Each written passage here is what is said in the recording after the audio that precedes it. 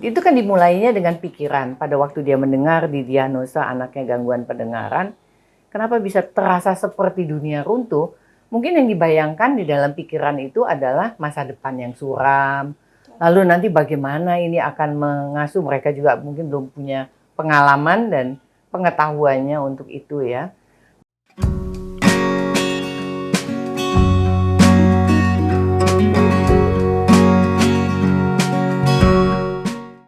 Assalamualaikum warahmatullahi wabarakatuh. Salam sejahtera untuk kita semua. Selamat datang di podcast Rumah Siput Indonesia.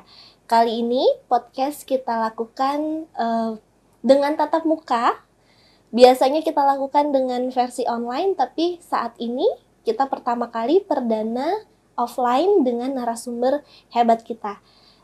Dan insya Allah kita semua dalam keadaan sehat, dan syuting podcast kali ini kita mengikuti protokol kesehatan.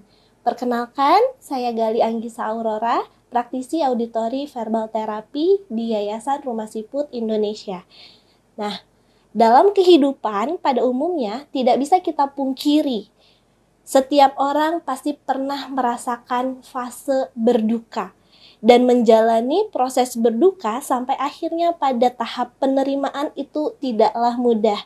Oleh karena itu, kali ini sharing dan ngobrol-ngobrol kita membahas tentang proses berduka tersebut dengan narasumber yang saya sendiri kagumi, karena biasanya ketika saya sharing dengan beliau, saya mendapatkan insight-insight cara bagaimana sih menghadapi apapun yang terjadi di dalam kehidupan ini. Saya perkenalkan narasumber saya kali ini, ada Ibu Betty Kemal Taruk.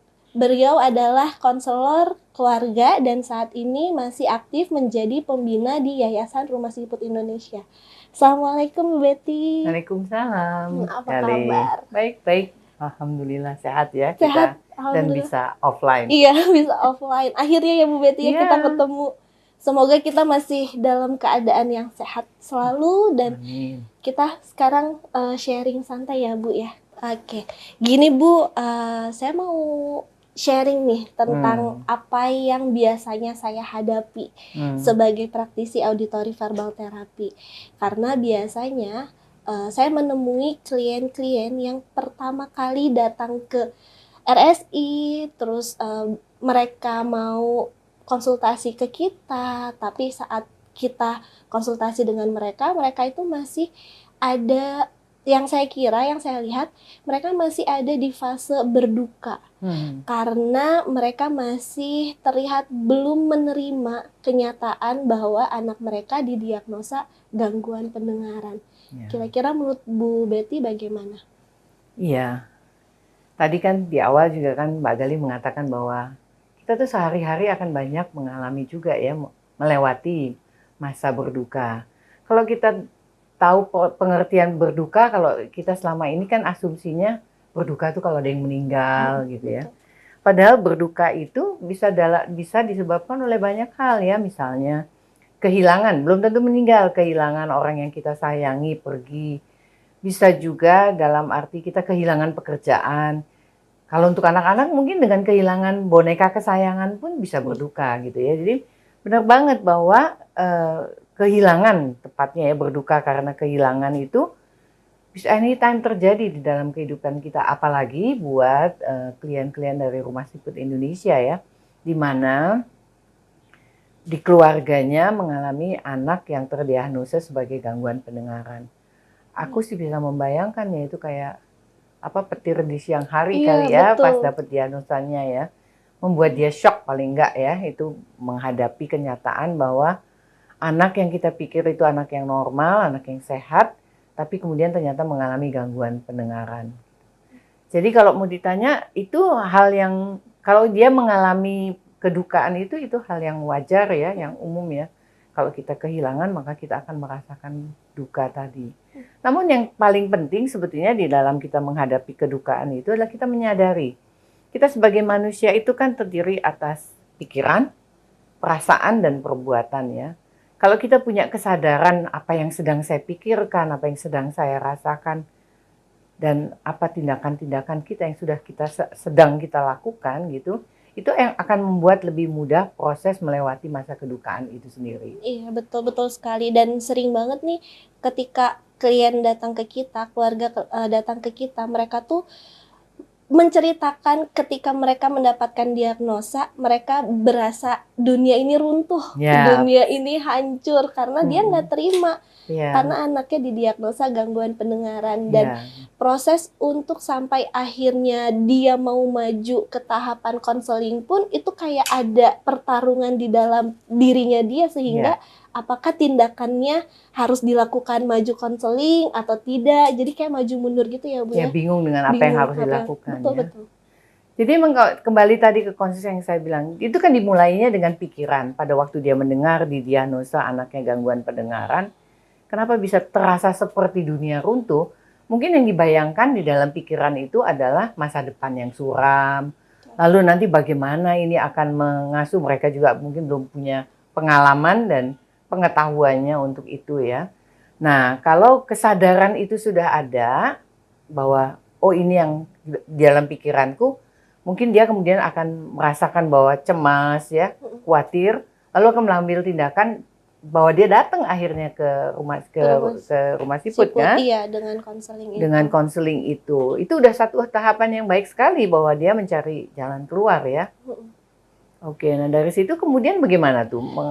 Nah, mereka itu klien-klien yang saya hadapi biasanya ketika baru maju ke tahapan konseling, mereka menceritakan sih perasaannya bagaimana. Dan saya banyak banget menghadapi ketika kita masuk ke konselingnya, mereka pun kayak ada tembok besar yang akhirnya mereka tidak benar-benar all out untuk menceritakan Ya. keadaan keluarga mereka, keadaan bagaimana anaknya, sehingga Ya, kadang saya sebagai praktisi tuh susah masuk ke area situ area ya. situ. Kira-kira Iya bagaimana sih tuh, bisa Bu? kebayang ya kalau namanya kan kalau mereka datang ke RSI kan mereka diterima untuk kita tahu sampai di mana apa permasalahannya gitu kan.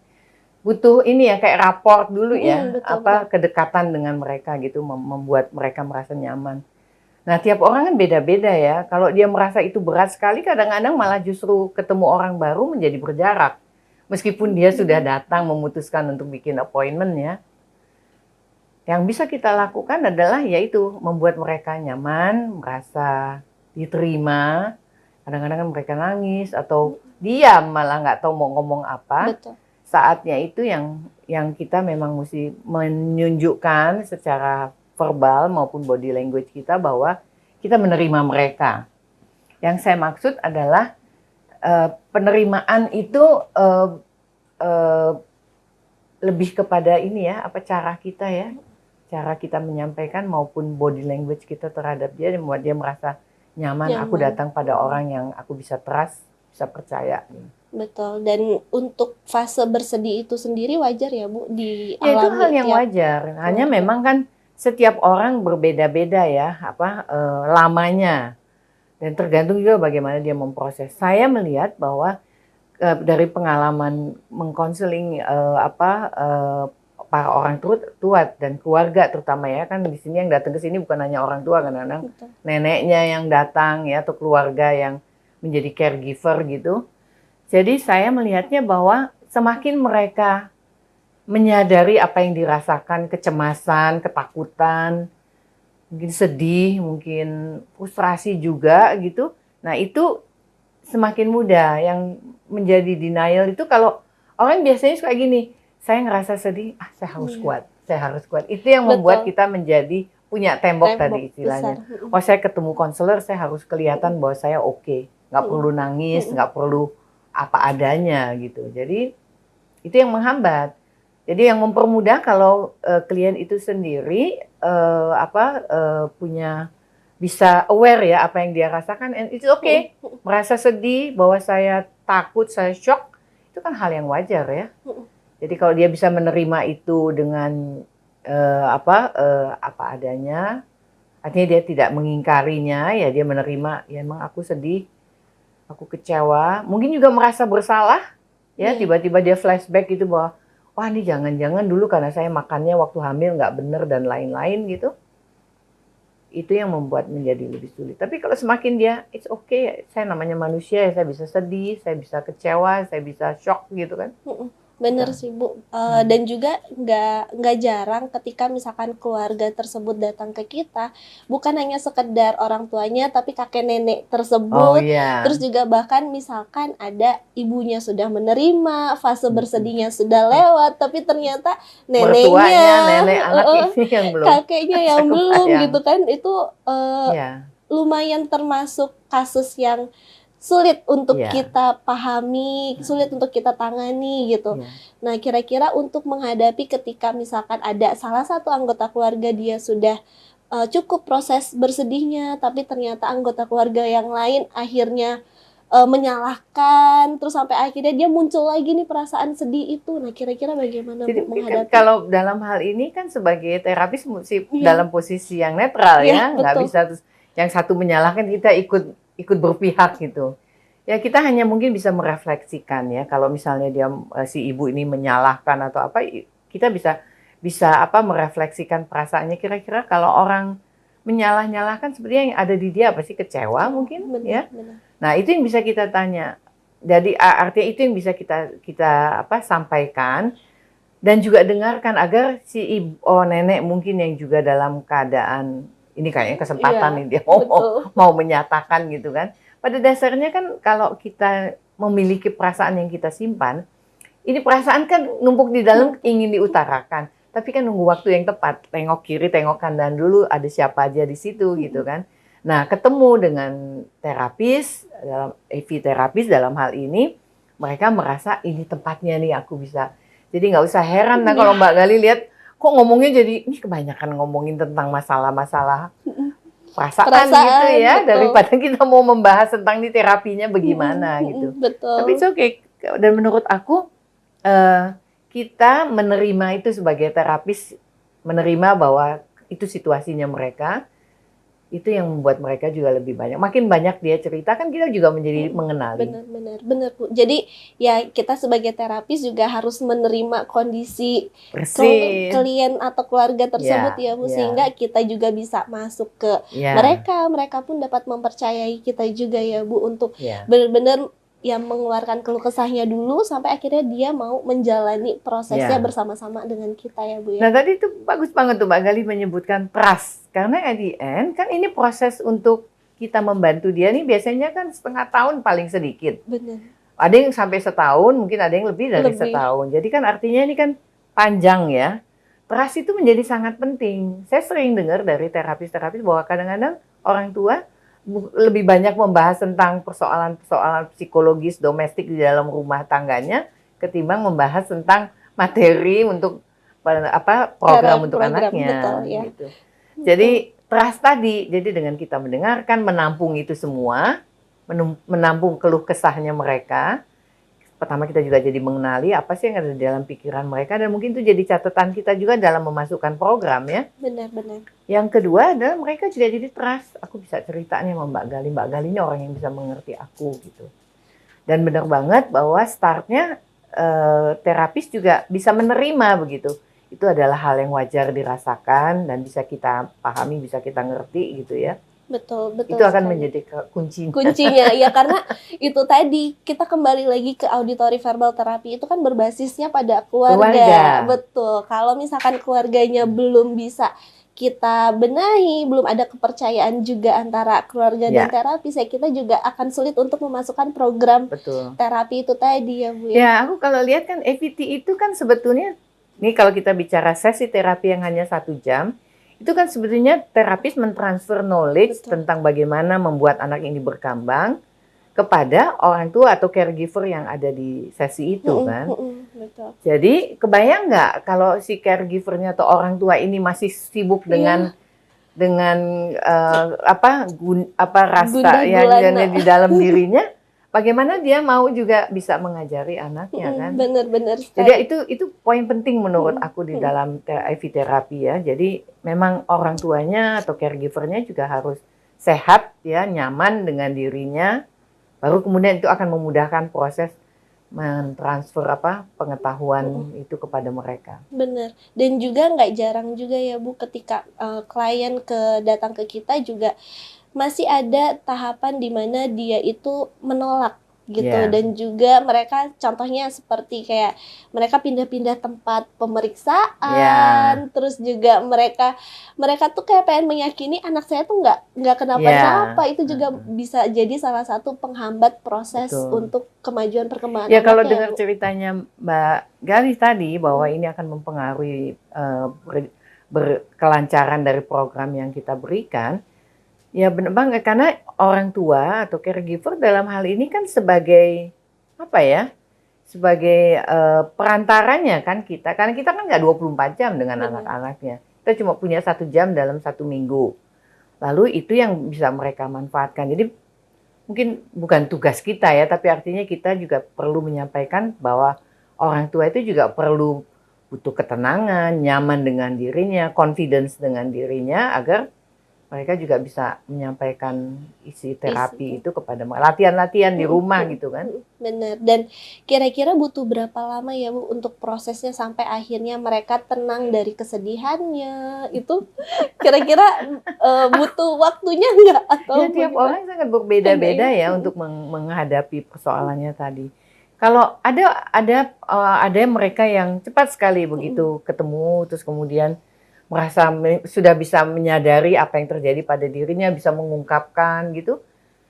Dalam seminggu 2 minggu bisa cepat gitu memproses keadaan dirinya, penerima keadaan dirinya gitu ya. Lalu mengambil juga tindakan-tindakan cari informasi, menghubungi orang-orang yang perlu dikontak gitu.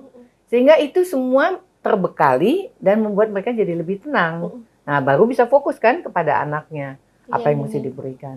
Bener banget. Dan juga ya sering sih di kenyataan yang sering saya hadapi ada yang cepet, ada yang butuh Ada yang waktu bisa yang lama. setahun, 2 tahun, bahkan anaknya udah Udah.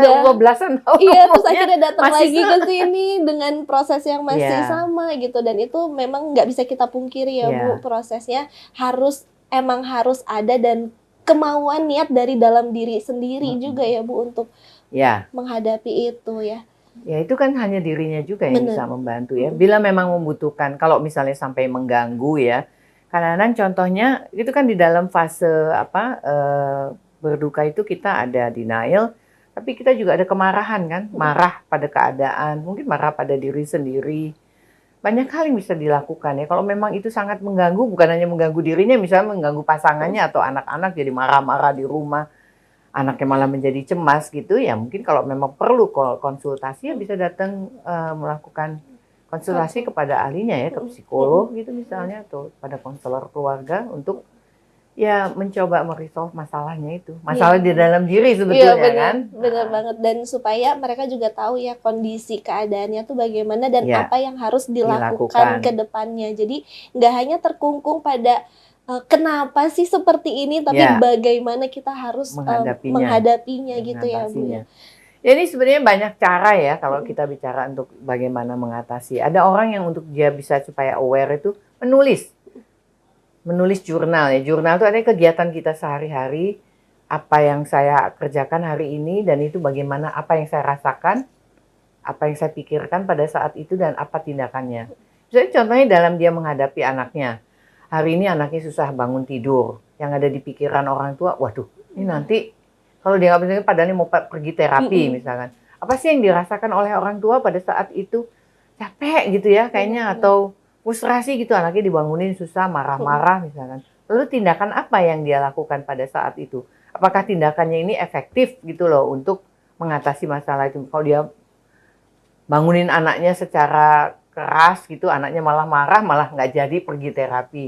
Tapi mungkin dia bisa belajar kan dari tulisan-tulisan yang dia buat itu, oh ternyata dia kalau misalnya aku pijetin dulu kakinya gitu, atau dia dilus-elus kepalanya, atau disediakan dulu sarapannya langsung di bawah, barangkali anaknya menjadi lebih cepat gitu ya, lebih kooperatif. Nah dari tulisan-tulisan itu nanti dia bisa belajar. Dan sekarang ini kan banyak ya Mbak Gali, di internet kita bisa belajar bagaimana caranya mengajak anak kooperatif. Selain juga mungkin dari di proses terapi kan biasanya juga sering diberikan tips-tipsnya. Nah, betul banget tuh tips and triknya tadi ya dari Bu Betty. Kita bisa membuat tulisan, terus journaling, Ya, apa yang dilakukan, sehingga ya, kita juga bisa mengkoreksi apa sih yang salah dan apa yang harus diperbaiki. Dan itu mungkin bisa meringankan ya. perasaan orang tua dan meringankan supaya mereka itu bisa benar-benar menerima di keadaan seperti yang mereka hadapi itu Ya. saat itu ya, Bu Betty ya. Ada beberapa yang saya perhatikan ya, kalau orang tua kan sering kali karena begitu terdiagnosa fokus banget tuh Benar. untuk apa bagaimana caranya nih membantu anak ini. Tapi kadang-kadang mereka suka lupa memelihara dirinya sendiri gitu. Jadi habis waktu suami dan istri mungkin dengan adik-adik atau keluarga itu fokus pada anak ini, tapi mereka lupa sehingga kadang-kadang banyak waktu yang sebenarnya untuk diri sendiri, nggak sempat olahraga. Benar. Kok kita kalau mau pergi kemana gitu, kita mikirin dia gitu kan sehingga nggak nurture, nggak meramut atau mengurus diri mereka masing-masing sebagai diri pribadi, mungkin sebagai couples ya kalau suami istri, atau sebagai ibu dari anak-anak yang lain. Kan anak-anak yang lain kalau ada 2-3 anak kan juga tetap mesti diberikan perhatiannya. Iya, benar-benar. Jadi ya emang kadang ada waktu perlu di mana dia itu me time ya, Ya, Bu ya. betul. Jadi dia Kalau istilah benar-benar sekarang me iya, time. istilah sekarang me time. Jadi dia benar-benar merasakan dirinya Ya. sendiri, terus juga akhirnya mereka bisa menerima keadaan sekitarnya Nah, gitu. kalau me time itu kan bisa banyak-banyak ya, Mm-mm. banyak macam ya, misalnya ada yang punya hobi. Benar. Hobi apa aja? Hobi olahraga, hobi bertanam, hobi mungkin menyulam-nyulam, atau hobi menggambar, apapun itu. Jadi sesuatu yang kita sukai, jadi kita sempatkan juga untuk, sehingga agak teralihkan juga kan, daripada kita hanya fokus pikirannya dan perasaannya kayak makin terus-menerus merasa dunianya Dunia runtuh runtuh tadi. tadi. Ada hal yang penting sebenarnya di sini, yang itu RSI memfasilitasi family support group. Iya, benar. Jadi bertemu dengan orang lain yang kira-kira nasibnya sama dengan saya. Bukan untuk apa ya, di situ kita bisa sharing apa yang kita rasakan, di mana itu membuat diri menjadi lebih lega, tapi di lain pihak kita mendengar dari pengalaman orang lain ya, mungkin sama, mungkin lebih berat, atau kita melihat ada yang sudah lebih maju ya perkembangannya, sehingga kita nggak ngerasa dunia runtuh lagi kan. Oh ternyata semua orang yang sama ya dengan kita gitu di dalam kelompok itu, family support group ya, dukungan kelompok. Iya bener, dan family support group yang kita adain di RSI juga terkadang bukan terkadang juga sih Bu. Jadi seringnya orang tua itu baru terbuka setelah mengikuti FSG acara kita. Dan juga ya di FSG kita juga ya itu bukan hanya sekedar orang tua dan orang tua, tapi tetap didampingi profesional yang benar-benar mengerti dan memahami kondisi keluarga ya. Salah satunya Bu Betty sendiri nih tetap aktif mendampingi itu menarik kita. Itu karena menurut saya kadang-kadang ada ibu-ibu, ada orang kan yang mudah bisa bicara di kelompok besar ya, tapi ada yang susah. Ya, sebenarnya kita bisa cari, kalau aku istilahnya cari buddy, cari teman. Jadi misalnya ada yang di dalam kelompok itu kita ngerasa, aduh aku cocok nih sama ibu yang ini, persoalannya mirip dengan aku gitu. Kan bisa juga kita saling kontak, lalu bisa mungkin ketemuan di mana, bisa sharing yang lebih dalam, lebih terbuka. Jadi banyak pilihan. Karena sharing itu membuat kita juga jadi lebih lega ya, kita nggak sendirian. Yang kedua, mungkin kita bisa dapat masukan, kalau kita udah bisa sharing kan kita trust sama dia. Jadi mungkin informasi dari orang ini yang kita anggap berpengalaman, dia punya pengalaman dengan anaknya sendiri gitu kan, itu lebih bisa kita dengarkan.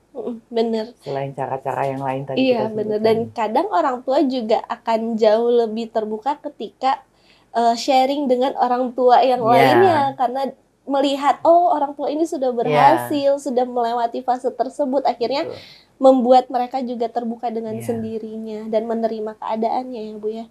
Dan tadi Bu kita sudah membahas fase denial, anger, marah, terus ada fase bargaining ya namanya, itu fase tawar menawar. Kita